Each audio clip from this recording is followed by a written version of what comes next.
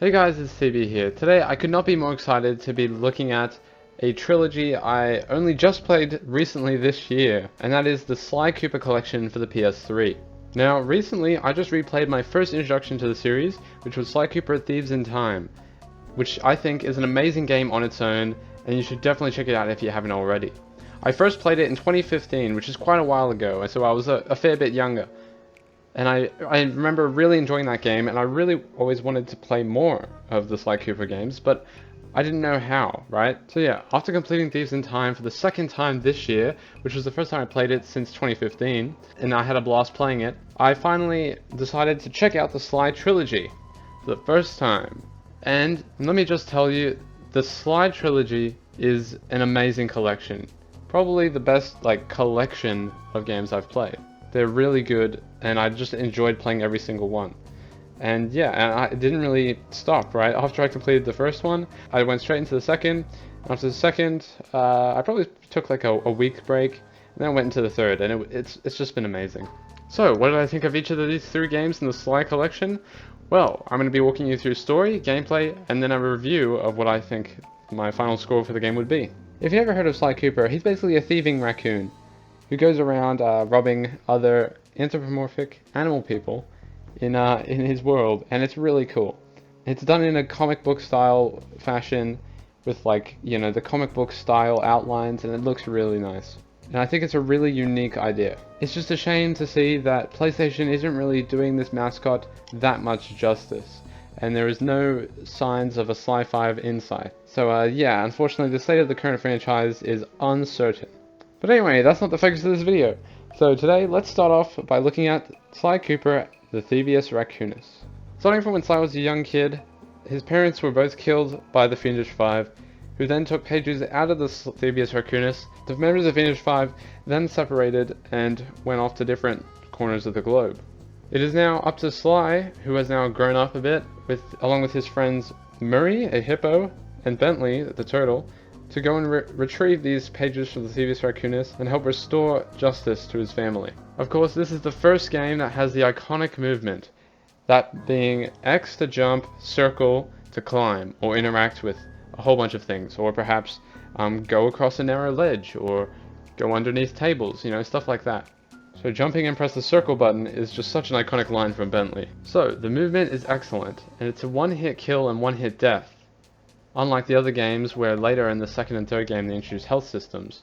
So the one-hit kill and one-hit death, it makes it a bit more difficult than the other games. However, I do like the challenge, and if you can get a lucky horseshoe, which are usually scattered throughout the level, they can give you an extra life. And I believe there's also another version of the lucky horseshoe, like if you collect 2 lucky horseshoes, then you have 2 extra lives. You also get upgrades for Sly through the safes you unlock by collecting these clue bottles found throughout the maps, and they have just the most iconic noise when you get close to them. So yeah, these upgrades include moves like his roll move, which is actually my personal favorite and wasn't in any of the other games, so I really like the roll move. Also there's a slow move where it slows down time, a fast move where it speeds up time, and a lot of things like that, which are really cool, and they add more to the replayability of the game. And picking out which ones are your favorite combination of moves to use is really cool, and you can assign it, I think you can only assign one to the button at a time. And the boss fights were very creative as well. However, the story could have been longer, especially when fleshing out Clockwork, the main antagonist and final villain of the franchise. Clockwork is basically a robotic owl, a giant robotic owl, who has a lifelong hatred for the Cooper clan. However, his motivations are never fully explained as to why he has this hatred. When fleshing out Clockwork, it felt like he had come and gone too fast. We needed to see more links to the past with him and Sly's ancestors, to see what exactly Sly's family did to make Clockwork hate them so much. Alright, now let's look at gameplay. The slow upgrade actually reveals that Sly doesn't turn his head while double jumping. I noticed this detail, or more like a bug, when you have the slow ability, right, and then he's double jumping, and you can see that his head remains in place while the rest of his body awkwardly turns. I'm not sure if this was in the original by Sucker Punch, but it is in this remake from Sanzaru games. This is fixed in the sequels, however, and it doesn't take away from this game at all anyway, so it's not a big deal. As for the voicing, it's really good, though you can tell Sly is a lot quieter here compared to the other 2 games. Well, the other 3 games if you count the 4th one. The way Kevin Miller, the voice of Sly, gains his confidence with voicing the character throughout this whole trilogy actually does a great job in showcasing Sly's development as a character. Carmelita's voice actor is also decent, and I wish they didn't have to change her voice in every single game. But oh well, there's nothing we can do about that. And I'm actually glad they changed it for the sequel because I actually prefer that voice the most. And of course, who can forget Bentley and Murray, Sly's loyal friends, who are both outstanding characters, and they get even better in the sequel. The game could have been longer, however the boss fights were really epic, and I had a great deal of fun with this one. And the sound design was also pretty solid. Overall, I'm going to give Thievius Raccoonus a 7 out of 10 from this trilogy. A very solid start to an awesome series. Alright, now let's look at Sly Cooper 2, Band of Thieves. The story and soundtrack in this game is phenomenal. This is definitely Sly and the gang at their best. The game is long, however I was never bored and the story kept me intrigued the whole way through. All 8 of these episodes have interesting villains with perfect voice acting for the roles. None of the actors overdo it, and they sound really, really strong. The twist, which I shall not reveal for those who want to play it after watching, was actually something I suspected. Having played Sly 4 as my first game, those of you who know this will understand. However, it came quicker than I expected, making it still a bit of a surprise. Characters developing, like Sly dancing with Carmelita, or Bentley having to save the gang on his own, is what makes the story so engaging and encourages me to play until the next episode. Obviously, the standout villain was definitely Dimitri. The ending of Sly and Carmelita together in that helicopter was also the perfect way to end this game. Though I really feel bad for Bentley losing his ability to walk, a difficult subject matter to cover in what people would think is a kid's game. But really, I think it just shows how mature the story can be, and that Sly Cooper is a game for all ages. Now for those of you who do think this is a spoiler, the third game literally has Bentley on the cover in a wheelchair, so I don't think it's that much of a spoiler. And by the fourth game, you know, he's already in a wheelchair and they haven't explained it, but it's obvious. So overall, this game was absolutely awesome. I didn't mind earning that 100% completion at all. It didn't feel tedious, and finding treasures is a great way to earn coins, and thus upgrade your character faster. Being able to play as Sly, Bentley, and Murray for the first time was amazing, and I love how they managed each of the characters with their own unique abilities. They all had their strengths and weaknesses. Bentley is more of a ranged type of fighter, you know, and he sets traps and his bombs down. Meanwhile, you've got Murray, who is a brawler, and he likes going up in close with the melee combat. And Sly, who's kind of a mix of both, although mostly melee as well. And Sly is obviously the most agile, so he can climb, you know, poles, he can go down ropes, and all that sort of stuff. It's really amazing. It really makes you feel like a master thief. Clue bottles are also what motivated me to scour every inch of the maps to find them all. And I had so much fun doing it, as there's a lot to climb and slide on, and the enemy designs were really cool to see. And although some of the episodes were similar, like 2 episodes with the Contessa, 2 episodes with Rajan, who's the tiger, I really did like them, and they still did a great job differentiating all of the different maps. You know, some of the maps had tanks on them, which were really deadly. Meanwhile, some of the maps, like the Rajan's temple map, had a lot more to climb on and stuff like that. Being able to feel a connection to the characters right after playing this game, and really being engaged the whole way through and having fun the whole way through, is what I think is key to a game being an absolute masterpiece. So for that reason, I'm going to give Band of Thieves a 10 out of 10. It is by far the best of the trilogy, for me at least. Both in terms of the game's length, because I really didn't mind. Like, it could have been even longer, and I would have been there the whole way through. And also in terms of the character development, the twist and the plot really actually helped me get engaged more, rather than it just sort of being a straightforward plot. And also the design and the detail in the characters. You know, their voices were perfect. I actually adored Carmelita's voice actress in this. She did a great job voicing the character. And yeah, there was just so much to like about this game. So much character development, and by far my favorite soundtrack of all the games. Introducing Dimitri and that nightclub theme, man, that just had me, it just makes me want to party. It's so good. And now onto Sly 3, Honor Among Thieves. Now the soundtrack in this game was on the same level as Band of Thieves, however the graphics were much nicer looking in this remaster. The story was pretty good, although most of it was filling in the gaps of what happens before the Cooper Vault job, which is teased right from the beginning of the game. So it feels like the whole game is leading up to this massive tease of Sly almost dying. So although the beginning feels abrupt, the rest of the game flowed quite nicely, and I liked collecting all the new gang members. It was cool seeing both Dimitri and Panda King again, here now as gang members. So their character development and them becoming better people was really cool to see. And the Guru is an interesting addition, however their gameplay is very different to what we're used to. Gameplay was sorely missing the classic clue bottles here. The clue bottles are what incentivized me to explore the world in both the first and second games. Although I still wanted to look around, I didn't really need to explore the maps if I just wanted to complete the story, which is honestly kind of a shame. Despite not having clue bottles, they decided to have an extra mission system, where you can replay missions from the story on a harder difficulty to get closer to that 100% completion. I enjoyed these missions, and they do add a lot of replay value.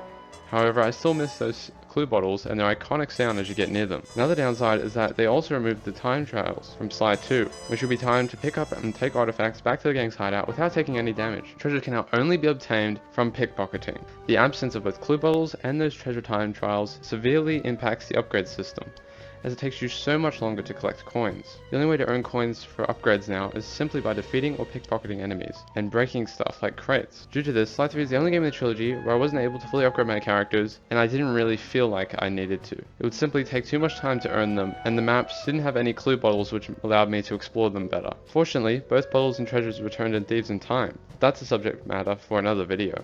Overall, Honor Among Thieves added a lot of new characters and expanded the lore of the franchise. The graphics were the best looking in the series, the soundtrack was on par with the second game. The main issue here was a lack of extra content like those clue bottles and treasures, and the game's length, which totals in at about 6 episodes, on par with the first game. Meanwhile, the second game had a total of 8 episodes and an amazing twist. For those reasons, I think I'm going to place Honor Among Thieves right in the middle with an 8 out of 10. Now let's look at the collection in more detail. Hey guys, it is TB here, and now you join me in the Sly Collection. So of course, this is the amazing titles menu that they have, where you can select all the different games. You have Sly Cooper and the Thievius Raccoonus, Sly 2 Band of Thieves, and then Sly 3 Honor Among Thieves. And there's also mini games. I forgot to mention that actually in the intro. The Sly mini games, there's 1, 2, 3, 4 of them, and as you can see, they're all pretty unique. Some of them are about shooting, some of them are about flying a drone, but yeah, they're really cool. Alright, so we'll be going through each game and just showing you how I went through the game myself, because these games are really a treasure. A Sucker Punch production. Oh, I love this intro. It's so well animated. Just like a comic.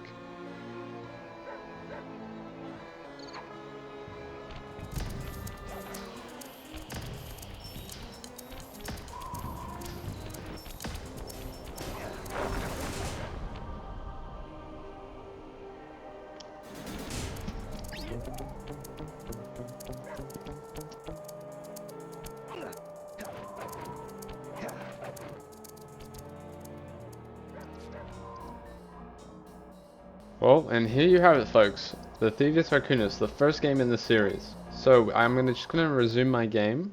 So here we are in the hideout. So as you can see, Bentley's sitting at his desk with the Cooper logo there. That's pretty cool. You got Murray eating a hot dog, and usually Murray's just around here, you know, standing there. But yeah, and if we talk to Bentley, we can activate, well, we can look at the credits. So yeah, we got the Tide of Terror level. We've got the Sunset Snake Eyes, Vicious Voodoo, Fire in the Sky, and the Cold Heart of Hate, where Clockwork, the series' greatest villain, is introduced. Though I would say they could have introduced him a bit better. He kind of comes and then he goes, right? It's a bit sudden. I think they should have had more foreshadowing before, but anyway. So we start with Tide of Terror. I really enjoyed this. As you can see, I've got all the keys, 4 out of 6 saves. I didn't do any of the time trials, but I'll probably go back like after I make this video and do the time trials and get all the safes eventually. But yeah, the safes were really useful because the abilities you unlock from them, which I'll show you later, were really helpful and helped me complete the game. As for this villain, his boss fight is interesting. It's not the hardest, but it was fun and it was enjoyable. It was a great start to the game. Alright, next we have Sunset Snake Eyes. This is where Mugshot lives in the Mesa City area, and I really like this one as well. I like the dog theme, there's fire hydrants everywhere, and yeah, it was really unique. As you can see, I got all the safes here, because I just felt like exploring, and it was really fun. And yeah, and in each area, there is an area where you can play as Murray, and usually it's just a driving minigame. So yeah, that's Sunset Snake Eyes, and then we go on to Vicious Voodoo. This one was where I didn't think it was the best location. I think Mesa City was such a great location, and it was a better location than the first area, right? So when you get to this Vicious Voodoo, it's kind of like a dull feeling jungle. But I did like the enemies. The kind of the voodoo witchcraft aspect of that is really cool. As you can see, I've got all the safes here as well. They actually weren't that hard to find, and I enjoyed this part, although it's probably my least favorite of the areas. Next we have Fire in the Sky, Panda King's domain, and I really enjoyed Panda King, and I think I love the aesthetics of this area the most. Just the snow-covered Chinese mountains were really nice. And then finally, the Cold Heart of Hate, Clockwork. There wasn't anything, as you can see, there's no keys, safes, or time trials in this one. It was just basically the finale to the game. And you just went from one section to the next until you defeated Clockwork. And it was really epic. It was a really epic ending to such a great game. Alright guys, now you join me for one of my favorite areas in the game, just to show you what the abilities are like. So the ones that you unlock through the safes, on the bottom left of the screen, all I'm pressing is the L2 button on my controller to switch between them. And yeah, you can activate them using the triangle button. You can only have one active at the same time, or at any time. Roll, this is one that's actually one of my favorite in the game. One of my favorites. So initially, as you can see, it's like electrified now. Initially, this wasn't electrified. This ability is typically just a normal roll. But I got another safe open, which allowed me to get it electrified. So now it's pretty much a one-hit kill on any enemy, which is really helpful. And yeah, it's really fun as well. I wish this roll ability was in Sly 2 and it continued through the series, but unfortunately, it didn't do that. I think it stopped at this game. Alright, next we have the dive. This one's a classic one. It just kind of dives in forward, so you can kind of attack from kind of a long way away. And we've got decoy, which is actually really funny. As you can see, he throws a cardboard cutout of himself with a waving hand to distract enemies. We've got fast, which basically, literally, as long as you hold down the button, speeds up the entire game. Okay, and now mine. This one I don't like. He throws a hat and of course has a spare hat. And when enemies walk over this, it explodes. But it's just so annoying to put down. I wish you could throw it, but like a far distance. If I do, oop. Because if I get my mine, hold on, and I do this, I'm so far away, right? And I get him to like chase me. Okay, never mind, he just killed me. Anyway, mine is just not really practical because he kind of throws it down. It takes so long to throw it down. Okay, next we got slow. So as long as you hold this down, it slows everything. Of course though, when you first get the ability, you can only slow during mid-jump, which is actually really helpful. Because if you're like jumping and you're not sure if you're going to land somewhere, you want to have kind of enough reaction time, right? So like, if I was jumping to this, nope, I'm not going to make it, then I'll, you know, press circle to swing from this before I, you know, if I don't think I'm going to make the jump. So it is really helpful. And at first you can only, yeah, as I said, use it when you're midair, but now I've unlocked it so you can just use it whenever. Alright, now on to my personal favorite game of the series, Sly 2, Band of Thieves. Man, I love this game. Oh, look at this intro. So well animated. It's nostalgic for me now, even though I didn't play this when I was like younger, you know, this year was the first year I played this game in this collection. It's still like an amazing game to go back to. And I still have some sort of nostalgia feeling for it, even though like, you know, I didn't grow up playing it or anything. Anyway, yeah, so this is the intro and they're breaking into a museum. It's really cool. And I look at this. Oh, it's just like a cartoon.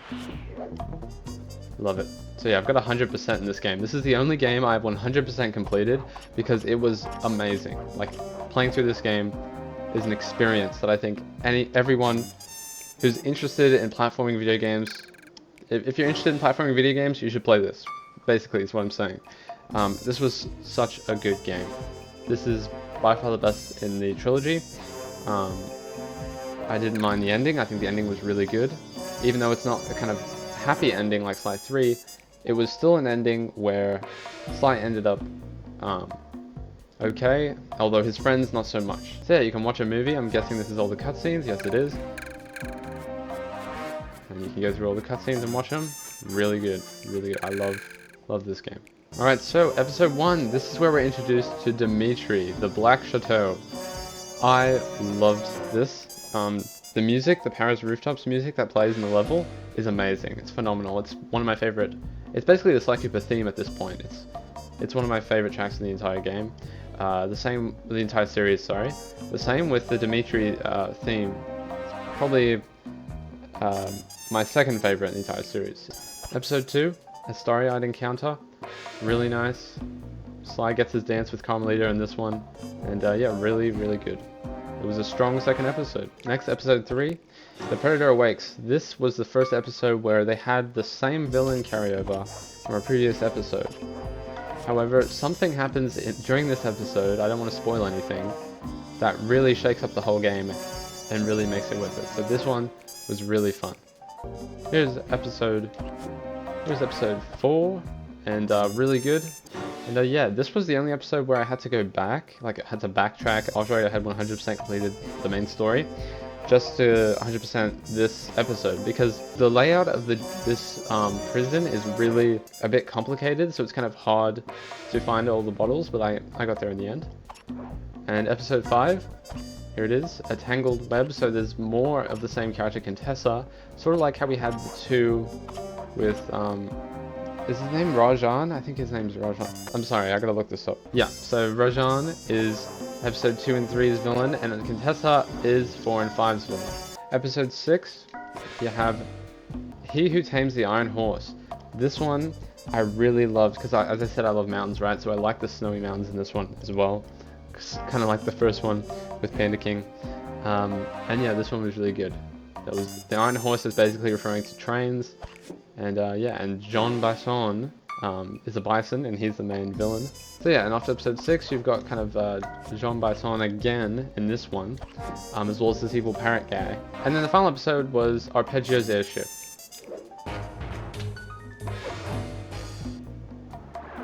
And I'm just going to go into this He Who Tames the Iron Horse, just to show you some of the upgrades, because I believe I purchased them all.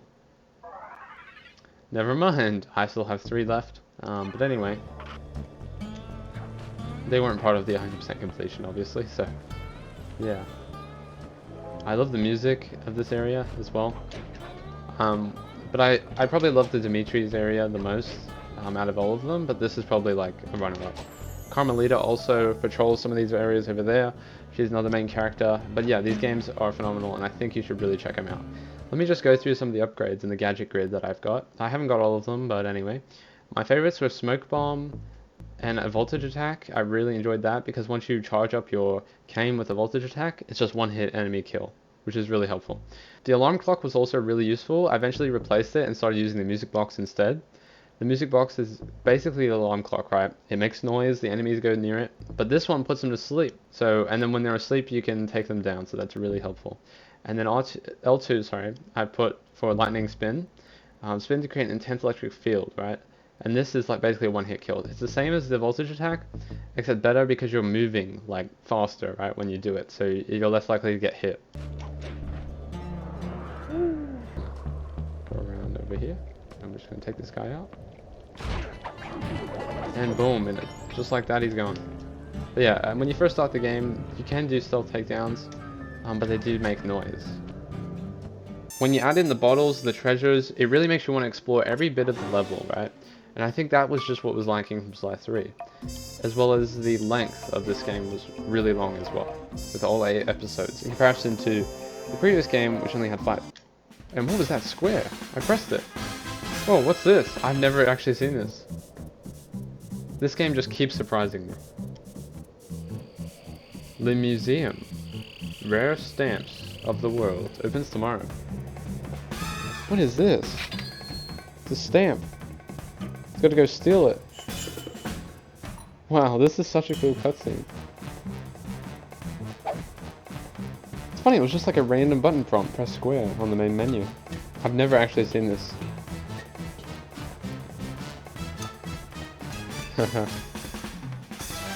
Sly Cooper, let's see.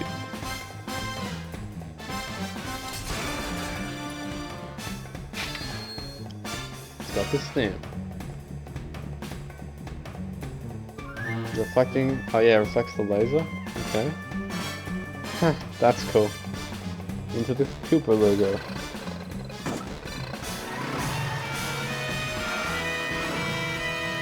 Oh, he's got the police chasing him. This is so cool. Bentley the brains.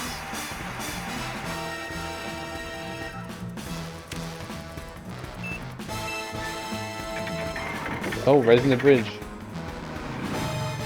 Murray the muscle. Oh yeah. Also the driver.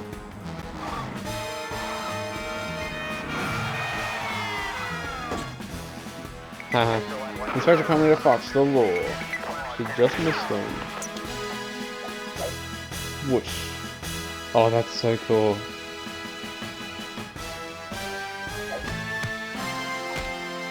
Sly Cooper, the second season.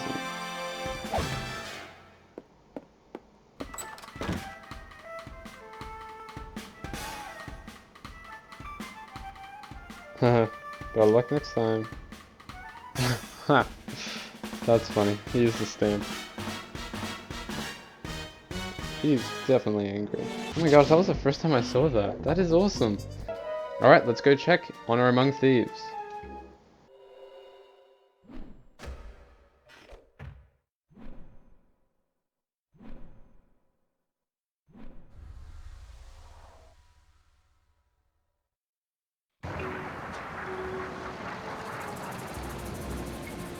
Alright, so as you can see, it's opening with Kane Island, the South Pacific, at 1:15 AM. Sly jumping in between the jungle and the trees on this island. There he is in the shadows. There's an unsuspecting elephant guards with wings. That's because the villain creates mutations in this game.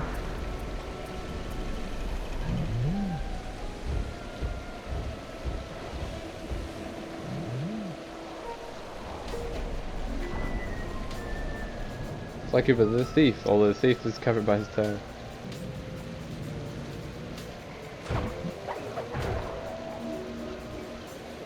Got a classic stealth attack there. So yeah, as you can see, this game, Sly 3 Honor Among Thieves, is so much closer to Sly 2 than it is Sly 1.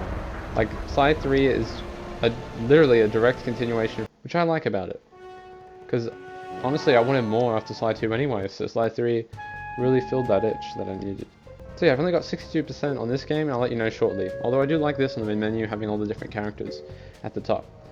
Although I think this middle section of the menu, when Sanzaru made this menu, I think they could have put this middle section towards either the left or the right, sort of like how they did with Sly 2, how the selection menu was on the right, like the far right, so then there's more space for like image. Because like having this in the middle kind of looks a bit awkward to me, but anyway. Beginning of the end, this is basically the prelude, right, so it's pretty cool. I did enjoy it. And then we got the hazard room. Basically, this hazard room is a training room. So as you can see, there's all these different levers. I've already pressed them all because I've already done all the training here. But basically, it's funny. It's kind of what the second game needed, because there wasn't really any tutorial or training for the second game. But now here there is in Sly 3. So they've got those. As you can see, also in this game, when Sly swings his cane, it's actually a lot like yellower. It's gold basically. It shines, which is kind of cool. I did like that. I just go to the gadget grid here just to show you.